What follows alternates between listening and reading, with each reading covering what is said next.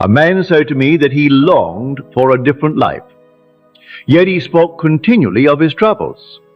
He spoke of disappointment, of obligations, of how difficult life had become. His entire day was governed by the memory of limitation. So I say to him, you are not imprisoned by conditions. You are imprisoned by the conception of yourself as one who must struggle. A man may sit in prison and dream of freedom. Another may walk freely through the streets and still remain imprisoned. For before man is bound by circumstances, he is bound by the idea he accepts of himself. The rich man, the poor man, the beggar man, the thief are not different minds, only different arrangements of the same mind. The magnetized piece of steel does not differ from the demagnetized piece, only the arrangement of its molecules differs. So it is with man. Man is not condemned to remain as he is, yet he becomes one with the state he occupies. He says, I am this sort of man, and after a while he believes it. Returning to it daily, it becomes natural to him.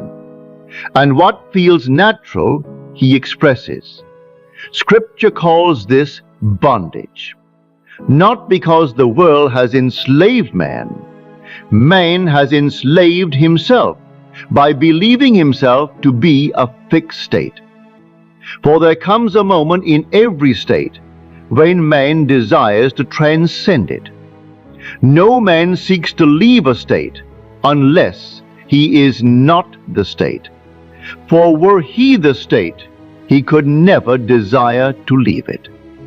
No state can permanently bind man. He passes through states as a traveler passes through cities. He may linger in one and call it home, yet he is not the city through which he passes. The prisoner dreams of freedom because he is not the prison. The man who wears a garment may remove it because he is not the garment. So it is with every state in this world. Yet no garment can become the wearer. Man forgets that he entered the state, and because he forgets, he calls the state himself. He says, I am poor, I am limited. He asks for a new life while remaining faithful to the man he has been, and then wonders why life continues to mirror that man. So I ask you, must you accept as final the evidence of your senses?